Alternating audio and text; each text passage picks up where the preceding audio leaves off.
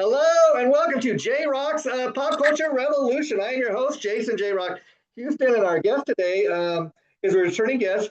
Ben, you've been the one person I think that's been on our show the most. It's like your third or fourth time coming on the show. So thanks for returning. I thought you would be the perfect guy to do this, being a director and a writer. And of course, we're going to be talking about, which is really a lot of fun, I think, we're going to do we're each going to come up with a top five list of our favorite classic TV theme songs. And as we're discussing before we went on there, Ben, very hard thing to do because my list is pretty much what I thought it was going to be, but I ended up leaving what I thought were some obvious choices off the list and we'll get into that. But let's start off with your number five. Oh God, the very first one, 80s show called Simon and Simon. I absolutely love the guitar in that. It's perfect. I mean, it's just a rocking song, you know. Yeah, that's the only thing I got to tell people. When me and Ben were discussing the other day doing this recording the show today, that's the only thing he kind of revealed to me. He was going to include a song from Simon and Simon, and it's not one that's on my list. But what's funny is I remember loving the show Simon and Simon, and I do think for Mr. Ben Hicks, being that you're from Kentucky, that's like such an obvious choice that would be on your list. Yeah. Here's the thing. I love it. I've never watched one episode, but I always watch the intro because I just love the song. Oh wow, that is and that's the thing. Like I said, Ben, in coming up with a list, I thought when we did this, I kind of knew what was going to be on my list, but a couple things got knocked off, and we'll get into that. And like my number five, I chose as Wonder Woman, of course, from a classic 1970s Wonder Woman song.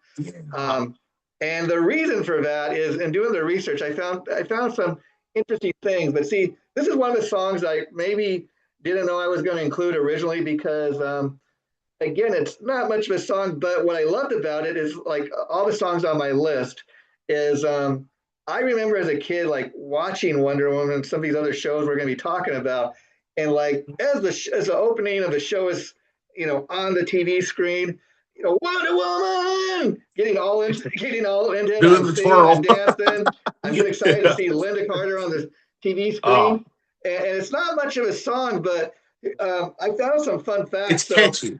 Yeah, I thought I'd share so I said the Wonder Woman theme was written by Charles Fox and Norman Gimbel, who also wrote theme songs for Happy Days and Laverne and Shirley. So that's another thing I found out. A lot of these guys, like if you're a songwriter, back in the 1960s and 70s, is a big thing if you got the opportunity to write a TV theme song. So some of these guys were so great at it. I mean, Charles Fox and this Norman Gimbel, they were like a duo. They were a team of songwriting, these TV, Happy Days. Laverne and Shirley, Wonder Woman. These are all shows that I watched. And again, it was such an interactive thing as the show is, the opening is coming up. It's Wonder Woman. You start dancing, you start singing. You're like, oh, Wonder Woman, she's there. And that was such a big part of, me choosing which songs ended up on my list. It said the song debuted, of course, in 1975 when Wonder Woman premiered on TV. When the show premiered in 1975, the show was set in the 1940s during World War II. Okay, and what I'm getting ready to tell you is by season 2, the show Wonder Woman moves from ABC network to CBS, and they made some changes to the show. So by the time they moved to the CBS network, they decided, okay, we're not going to have Wonder Woman in the 1940s. It's going to be modern day 1970s.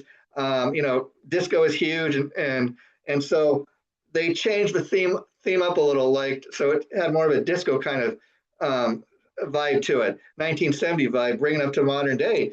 And so I thought for that reason alone, it deserved to be on the list. The fact that they kind of had two different versions of a theme song. And in going back and watching some of these classic TV shows as I've done throughout my life, while I was growing up, like watching Wonder Woman, I don't even know that I was even aware they changed the theme song because I was so into Wonder Woman. They kind of trick you. They kind of sneak it in there, And I thought the fact that they were able to do that, it deserves to be on the list, Oh yeah, you talk about how the music changed because of the settings.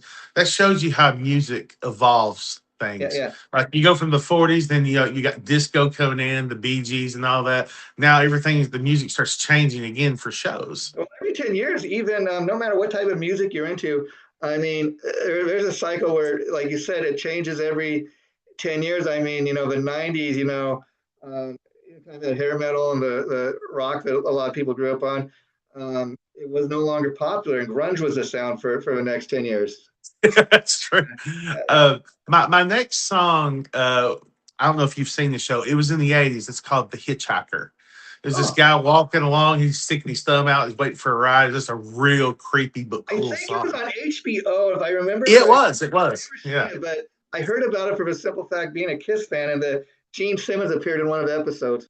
He did. William Defoe. I mean, a lot of these actors that didn't make it big yet were on that show. They got their start there.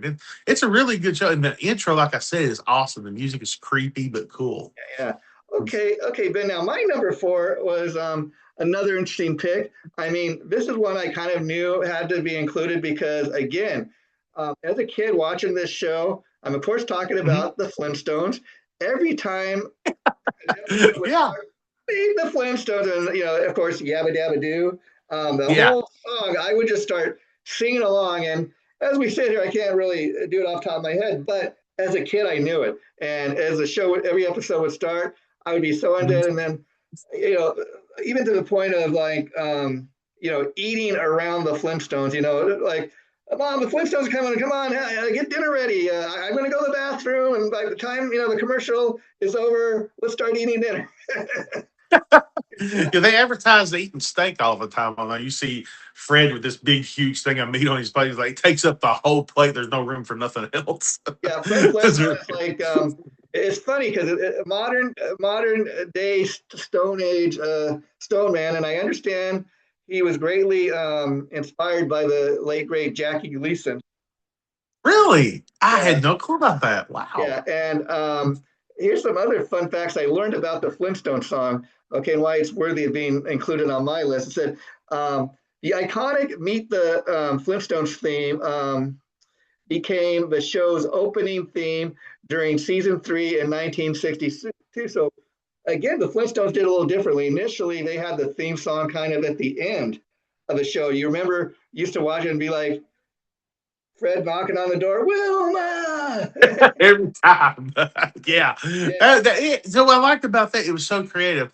Some shows just give you the intro really cool, yeah. but Flintstone, they did the intro and the endings like you was always entertained to the very end. And then what I So liked that's about it, like, so again, this is another one of these shows like Wonder Woman that kind of like into season 2, 3, they like, okay, we're gonna change it up a little for the folks. We're gonna put the theme song in the opening. yeah. And what I liked about that when they did that, the whole song was able to play all the way through from the beginning of the opening, to the ending, and it made a difference because again, as a kid, just prepping myself, right, the Flintstones, meet the Flintstones, yeah.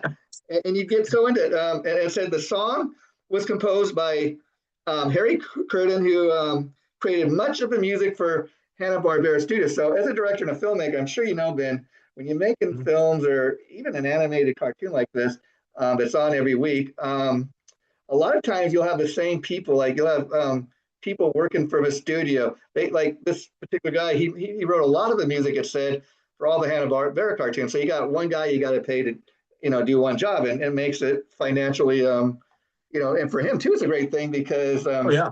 all these years later, people don't realize even the business being what it is today. All these people that wrote these great classic TV theme songs, they're making royalties off this stuff now. Oh God, yeah. I mean, they'll have to work the rest of their lives. I mean, every time that song is played, that's money. Every Yeah, time. and I even got like to prep myself for this, like a CD of like it had over 100 of these classic TV themes loaded up on it, and it just brought back so many great memories. And that's the fun thing because we're just talking about classic TV theme shows songs, but I had so fun just thinking about watching these shows and what these songs meant to me. It also said that the lyrics were written by Hanna-Barbera head William Hannah and Joseph Barbera. So again, these are the guys that ran and owned and operated the Hanna-Barbera studio.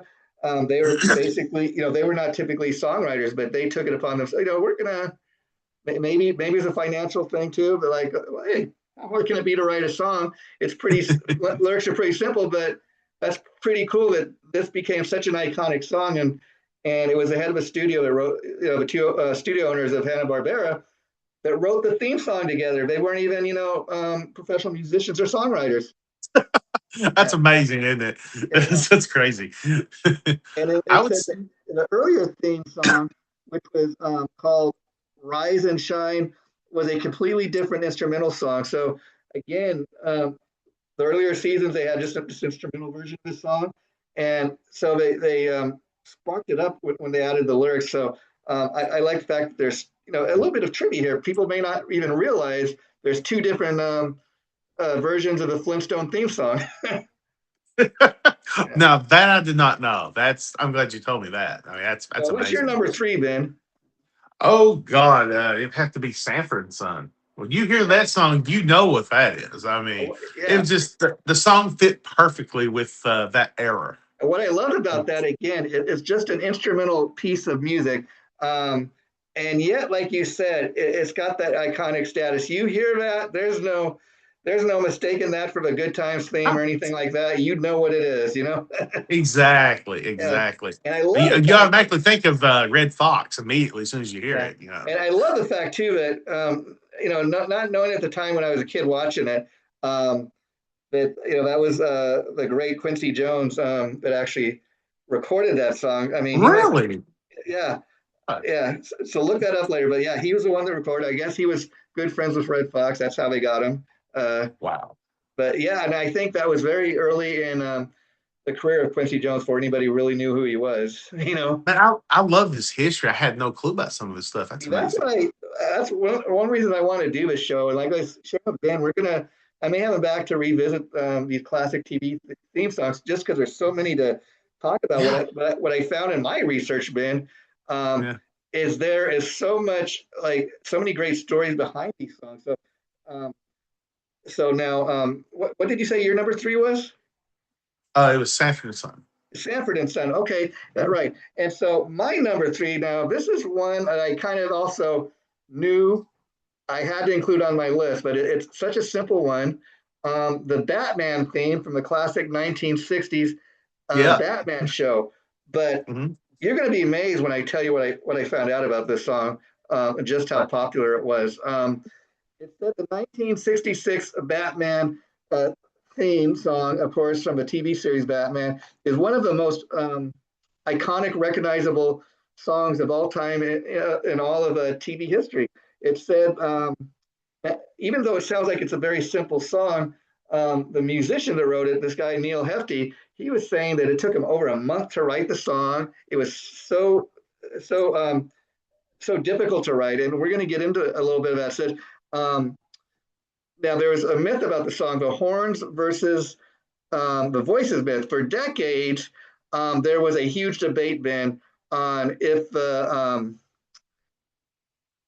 Batman, the Batman chant, Batman, was Yeah. actually people singing, or if it was instruments. And this is what they Huh. found out. The song's composer Neil Hefti confirmed it was a line chorus of 8 singers, 4 tenors, and 4 sopranos. Hefti reported that the tenors sang so high that they were screeching, which created the instrumental quality of the sound. So Batman, Wow. Batman, Batman. It's actually, they were singing so high that it created that sound. That is amazing.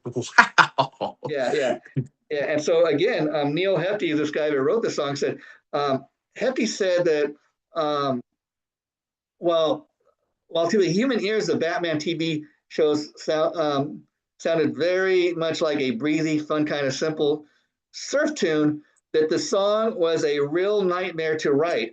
Hefty said that he tore up so many pieces of paper while writing this song, more than any other day in his life. Yeah. And then, Wow. and then again, a lot of these guys that were into writing these theme songs, Ben, they would write for other stuff. So Neil Hefti, who wrote this Batman theme, he also wrote the Odd Couple theme song, not just for the classic TV show, but for the original movie starring Jack Lemmon and Walter Matthau. And so that classic theme, it's the same guy that wrote the Batman theme, which you could kind of maybe hear his influence, I guess, and all that. Yeah, I think Prince, when he made that Batman song for the Yeah, movie with Michael Keaton, I think he kind of paid tribute to the original song because you hear that Batman. exactly. It's Yeah. interesting you bring up Prince because I was reading my research, but it said Prince said that the first guitar riff he ever learned how to play when he was learning the guitar was that classic Batman theme. Wow, that's awesome to know. I did Yeah. not know that. And then we also got to talk a little more about this song. As I said, the song is built on a 12-bar blues progression, which was a staple of jazz and early rock and roll. The lyrics consisted of a single word, Batman, repeated 11 times. Despite the fact that Batman theme sounds like such a simple song, um, Yeah. it won the Grammy Award for Best Instrumental Theme in 1966. This is, I had to include the Batman theme song for so many obvious reasons, but when I learned that of all of these classic TV theme songs, Batman actually won a Grammy, you're kidding me. Oh my and God. and it said also, Ben, it was covered. The song also was covered by, if you can believe it, I found it on YouTube, and I'll post this when we post the episode. Um, Yeah. Actually covered by both the Who and the Kinks. Oh my God, those bands. Yeah, yeah, That's um, unbelievable. Oh my God. yeah. And so again, that's why that had to be the fact that a TV theme song could actually win a Grammy Award. Who'd have thought that? I mean, yeah, really. I mean, that's unheard of. I mean, hey, it worked. Yeah. And Yeah. again, the guy that wrote the song was saying that one of the things that made it so difficult was he had to come up with a song that was kind of silly enough for a comedy TV show, serious enough for a superhero, and campy Yeah. enough for the style of that TV show. But they did it. I mean, we were talking about how they worked so hard, we're getting frustrated and all that. I mean, that shows you that's somebody who wants to perfect it. Yeah. Now, whether it's a comedy or not, or sounds cheesy, it's like they want to perfect that. And And, look what happened. It won a and to Grammy. find out, the guy that wrote the Batman theme also wrote the Odd Couple theme for both the movie and the TV show. And Wow. and so you kind of learn that, okay, guys that were this good at writing, a Grammy nominated winning song for Batman. Okay, yeah, maybe he can write for other movies and TV shows, and that's how he Yeah. made his living. Hey, I mean, what a life, right? Yeah. Come up with a few songs and get paid. I mean, that's awesome. So what's your number two, Ben? Oh God, Andy Griffith Show. Another Nothing but one. whiskey. But no, that show is just like I grew up watching that, and it still resonates to this day. It's just good comedy, and when you hear that whistle, you know what it is. It's like Sanford Son. Again, I mean, this is what makes the Andy Griffith theme stand out, is because when you think of it, the whole thing is basically just a whistle, and yet Yeah. it's so identifiable. Can you Mhm. imagine who? I would love to know who the guy was that had to hold the whistle that long. But Oh, yeah, but again, something so simple. The Andy Griffith was kind of a simple, fun-loving comedy show. I mean, that was the first we saw a little Ronnie Howard, as they used to call him. Even yeah, predated Richie Cunningham, yeah. and again, I love I love finding out that Barney Fife, aka Don Knotts, Ralph Furley, was the same person. Yeah. Man, he made that show. Him and Andy both had the perfect chemistry. I mean, you just Together. love to see them together. And as great as Andy Griffith was, I gotta say they were the best together. And Andy Griffith was successful, able to continue without Don Knotts, but to me, it just Yeah. wasn't the same. It really wasn't. I mean, when I think it's when Andy Griffith started going not black and white anymore, going into color. For some reason, the episodes just seemed toned down. It Yeah, wouldn't have that classic comedy genius. yeah. That's it. That's an interesting thing they did, with some of those classic TV shows like Bewitched. When Bewitched started, it was a black and white show, Yeah, and then 1950, 1960 start to roll around, and you have color TV, but not everybody had color TV. And I remember in some of the sure. classic episodes seeing, you know, now in real color and stuff like that, or Yeah, yeah, that they was the big snuck, deal. they snuck it in. But like even I've done past episodes on shows like, for example, the Price is Right or something, which also started out like in black and white, and then all of a sudden they just kind of snuck the color in, and people just, oh, it's color now. A Yeah, lot of people could get used to it, you know. yeah, yeah. Yeah. And it's different when you. I can imagine growing up in an era where everything was black and white to be able to see it in colors, like, oh, wow, that looks different. Yeah. Remember when the TVs used to shut off at midnight and get nothing but snow? Yeah, yeah, yeah, yeah. That's when we had like three or four networks, and I could see Dan why you would pick Andy Griffith. Also being a guy from Kentucky, it probably reminded you a lot of where you came from. Yeah, that's true. It's just I don't know. Like, I mean, I was kind of a young kid watching it, and if for some reason it Well, draws see, me and in. and and and I'm not sure about your age, but I know Andy Griffith was on the TV way before you were born. So like Oh a yeah, lot of the stuff with me, I caught in rerun. Like Batman was on TV before I was even born, but I caught it in reruns. And the funny thing about that is, anytime I've had a reference or to like what my Batman is, it starts with Adam West, even though he was a little before my time. But yeah. that's a Batman I grew up with. So you can imagine when they start having like the Dark Knight. Oh well, that's not my Batman. That's way different. Yeah, yeah, Yeah, yeah, it's a big change. yeah, yeah, yeah, yeah. And Yeah, okay, and my number two. This was a fun one. Laverne and Shirley. yeah. And I'll tell you a funny thing. Okay, again, this is another one of those shows. Tuesday night was like my favorite night of the week. I remember it was Happy Days, Laverne and Shirley, Three's Company, and Taxi. And no matter what I was doing, I had to be home for Tuesday night. But like Laverne and Shirley too would come on, the theme song would Mhm. kick in. I just loved it. I start singing right away. And the funny thing about it, half the words I didn't even know what I was saying and talking. Shamil Shemil, I have no clue what that means, but it sounded cool. And the funny thing, as Yeah. a kid, you don't know this stuff, but so I just assumed, oh, it must be Laverne and Shirley singing the song. Of course, it's somebody else singing, but they got somebody that kind of almost sounded like the two girls, if they put their voices together, would be them, but it's not. Yeah, um, that's true. but so it said the theme song for Laverne and Shirley, titled "Making Our Dreams Come True," is considered one of the most popular, recognizable openings in TV history. The song is um, full of energy, and the song became so popular is because of the fact that it perfectly captured the blue collar optimism of the show's 1950s Milwaukee setting. So again, you got to kind of take that into consideration. It's supposed to be the Mhm. 1950s when they're Laverne and Shirley are living in Milwaukee. They work at a brewery, and it's kind of like a working class song, like it says. These girls, they got their dreams, they're fighting to make it, and just kind of get through life. And again, it had the attitude of Laverne and Shirley, and I think it just really fit that show so perfectly. Oh yeah, yeah, yeah, Yeah. definitely. And Ben, we got to talk about that a little more because you're not going to believe what I'm going to tell you about Laverne and Shirley. Oh, let's Just hear how it. Let's hear it. just how popular the song was.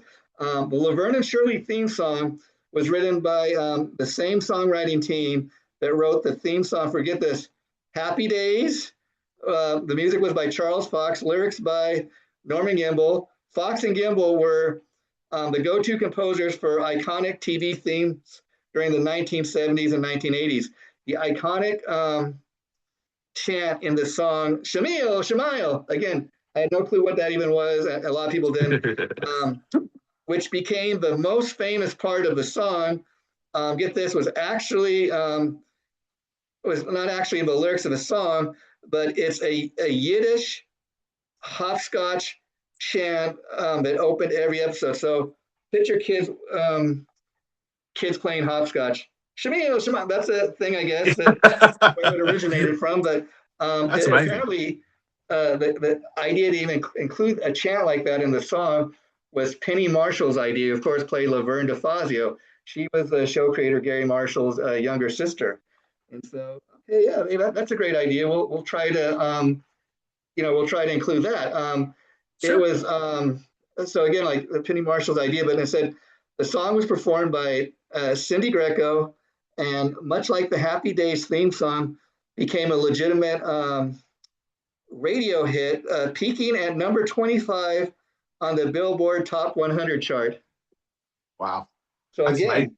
again, you wouldn't think too much about a TV theme song hitting the Billboard chart. So again, for that reason alone, and the memories it brought back to me, I thought, okay, yeah, that's got to be at number two. Oh yeah. Well, I'll tell you my number one. It was every Friday night. Uh, my dad would always take me. We go to this restaurant called Druthers. I'd get my food. I'd come racing right back. The Dukes of Hazzard. Oh yeah, I can see that, I Ben. just wanted to see that car jump.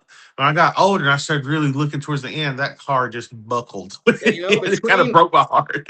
between Boss Hogg, Roscoe, the General Yes. Lee, and my all-time favorite, I imagine yours too, the beautiful Daisy Duke. Now, Oh yeah. the fact that I don't know how much people really think about this now, but she kind of created a style all her own. I mean, people Yeah. were dressing like that, but after the Dukes of Hazzard, they started referring to those shorts that women wear and stuff. Daisy Dukes. I mean, it became a fashion. Yes. Yeah. She should have capitalized on that. Yeah. Yeah. Well, I mean, if only she had known what she knew now, right? oh yeah, right. I mean, my God, she'd be a millionaire just in clothing. Yeah. And then I'll tell you, Ben, before I reveal my number one, one song that I thought was there's two songs that kind of got left off my list only because I ran out of room. I thought I was going to have to include both the Jeffersons and Good Times. They got Oh left off yeah. my list because of some of it, like Wonder Woman and Batman. Can't include Yeah. everything, but they get honorable mention, I'll say, because those are two more shows that every time that those songs would come on, I'd start singing and getting into it, um, dancing around the living room, acting a fool. But The Jeffersons. Oh my God, that song is iconic. I mean, and it's then so we good. find out that the Jeffersons theme song is actually sung by Janet Dubois, if you know, who played Willona Woods on Good Yeah. Times. Yeah. And, Oh my God, that's and then amazing. once I knew that, see again, the Good Times song, I used to think that it was a cast singing the song, but it's actually other people. And it's a shame that if Janet Dubois was such a good singer, they should have got her to do a Good Times song. But Oh my anyway, God, what a voice. I mean, my yeah, God, my number it's one amazing. had to be Happy Days. Like Happy Days is one of my all-time, it's probably my all-time favorite show. Yeah. Right up there with Three's Company, but I loved Happy Days, the family environment. It was friendly. I loved, it had its own, it had everything. It had its own vocabulary. Like, I don't know that I ever knew what a nerd was before watching Happy Days. And the Fonz, everybody wanted to be the Fonz. Yeah. And I love the fact that as a kid, I didn't question it. Oh, he can do all these things because he's the Fonz. He's the only one that can hit the jukebox and it'll start playing the music. And I remember Yeah, every time like a scene like that, I pretend like I was hitting something and hey, I'm the Fonz. But yeah. If you think about it, I don't know if you remember this show, American Graffiti. It was kind of like tipped its hat to Happy Days. So, well, that predated Cunningham was in that. actually that predated Happy Days, which believe it or not was written and directed by George Lucas of Star Wars fame. Yeah. Harrison Ford was in. I kind of I said, okay, I Han guess Solo's in Gary this. Marshall, who created Happy Days, he saw that Mhm. movie and got the idea for um, Happy Days, which Happy Days had a lot to do with Gary Marshall growing up in Mhm. the 1950s. But again, Happy Days is one of the most recognizable theme songs in TV history. And it said, how many Oh people yeah. know that there were actually two different versions of the Happy Days theme? Now, I mean, here's What? the thing. Now, this is why I include this as my number one because I forget this myself being such a Happy Days fan. But most people like me, I think, when I think of the theme song, I automatically go to "Rock Around the Clock" by Bill Haley and the Comets. That was the original theme, That's and true. then Yeah, you're right. Mm. after like second or third season, they created a Happy Days song, and they just kind of slipped it in there, and Yeah. you almost miss it if you're not paying attention. You forget there were two different songs. And then, so that's another reason this had to kind of, because they were so successful being able to do that. It said for the show's first season, 1974, 1970, actually was a re-recorded version of "Rock Around Clock" by Bill Haley and the Comets. The song Wow. most people associate with Happy Days. The iconic track was composed by Charles Fox with lyrics by Norman Gimbel. We've been talking about these guys a lot today.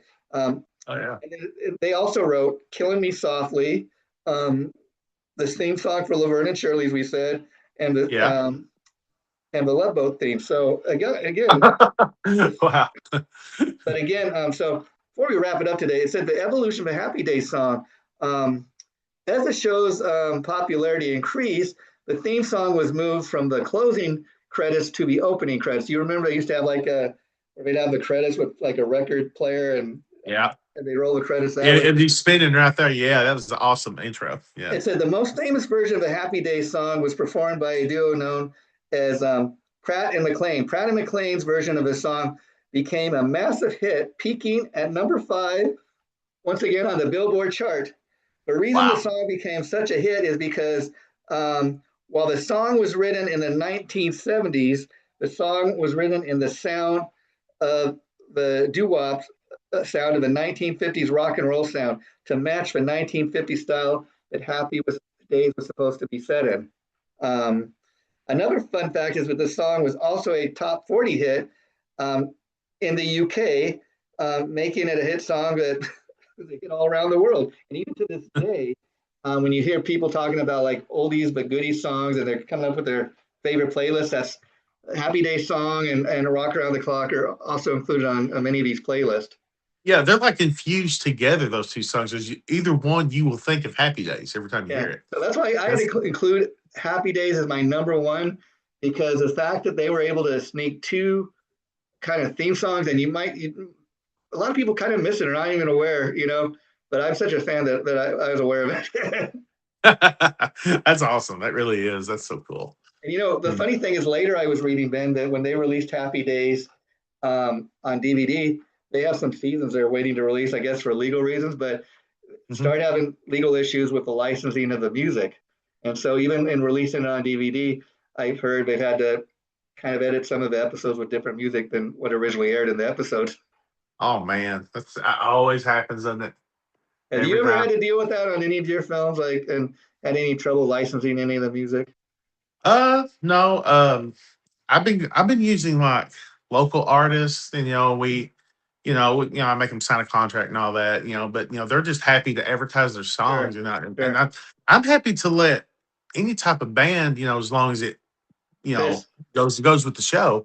But I'm happy for all artists, to get their stuff out there because there's a lot of talent out there. Final question for you, Ben, for today. Another thing I also seen you talking a lot about online is, I guess I never really thought about this, but it makes sense. I see even in your email, Mustang. I guess you're a big Mustang fan. Apparently, you have one, or your brother and you were fighting over. Um, yeah, that picture. It was my brother. He's a red '89 GT, and I guess he got sick of the Mustangs, and well, not really, but he wanted a little Toyota truck. And it was real, one of those little compact jet black windows and all that. Of course, I immediately got the Mustang. I'm like, that's mine. Yeah, And and since then, I got me a 90 LX, and it's built pretty good. It's actually going to be in my show, but yeah, I love all muscle cars. It sure, ain't. sure. I'm not just fixed on one, but Mustangs. I just don't know. I grew up with them. I love them. I mean, it was a classic back in my day. I mean, I remember that's that's a car everybody wanted to have, and then a Camaro and stuff like that. So, like you Oh said, yeah, things go in cycles. But then it was great doing this. A lot of fun, a yeah, lot more fun than I even thought it was going to be. And I will just say it yeah, was kind of funny because I couldn't believe it. The Jeffersons and Good Times didn't get included on my list. It just you can only do so much. But we'll yeah. have you back because this is a topic that Yes, that, yes. that we never run out of stuff to talk about. Okay, Definitely not. I mean, I got a million more well, I take could care, throw my at you. friend. This will be going out this Thursday, so I'll send you the link. And thanks for doing this, Ben. And we'll have you Okay. back anytime. I am honored. Thank you so much. Take care, my friend. Bye bye. Bye.